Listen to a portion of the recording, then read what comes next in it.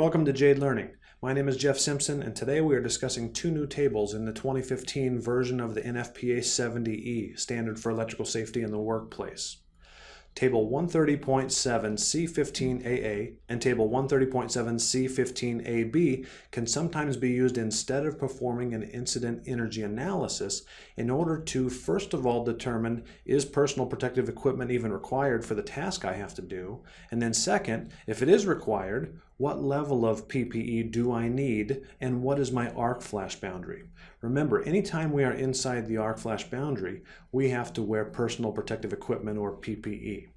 Let's have a look at the first table. Here is table 130.7 C15AA. On the left side of the table is the task we are performing. The right side of the table shows the equipment condition and then tells us if we need ARC-rated personal protective equipment in order to perform the task. So if our preventative maintenance plan required that we exercise a circuit breaker, we can look here to see if we need PPE for this specific task. Have a look at the equipment condition I have circled in yellow here. If the equipment is properly installed, properly maintained, the doors are closed and secured, covers are in place and secured, and there's no evidence of impending failure, then arc flash PPE is not required. Now look at the next column.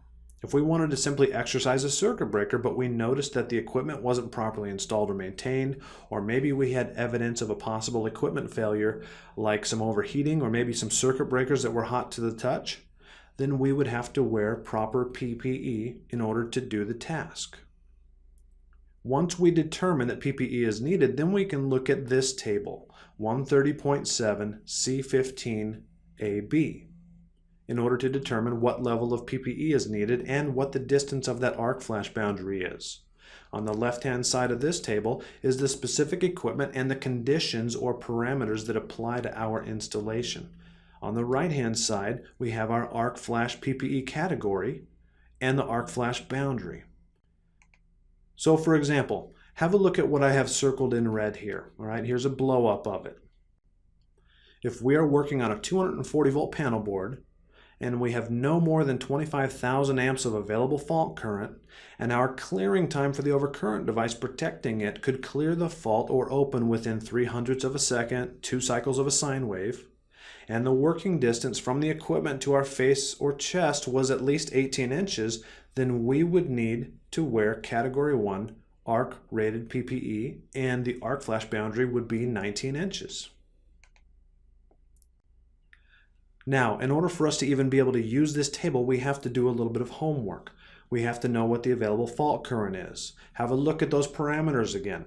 Maximum of 25,000 amps of short circuit current, maximum of 2 cycle fault clearing time, and a working distance of at least 18 inches.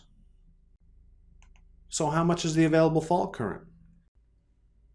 If you don't know what the available fault current is at your equipment, you might have to have a fault current analysis performed in order to find out.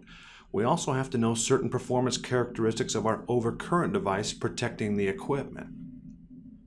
If our equipment was protected by a circuit breaker, we would have to know how to read the time current curve charts for our particular circuit breaker so that we know how fast it operates. Will it open within 2 cycles? If it will, then we can use table 130.7 C15AB. This particular circuit breaker will open within 2 cycles only if it sees at least 1,500 amps of short circuit current. If the available fault current at this equipment location is less than that, then it won't open as fast. Have a look here. At 1,000 amps of short circuit current, it can take up to 5 seconds for this circuit breaker to open. So this circuit breaker meets the 2 cycle clearing time parameters in table 130.7 C15AB as long as the available fault current where the circuit breaker is installed is at least 1,500 amps.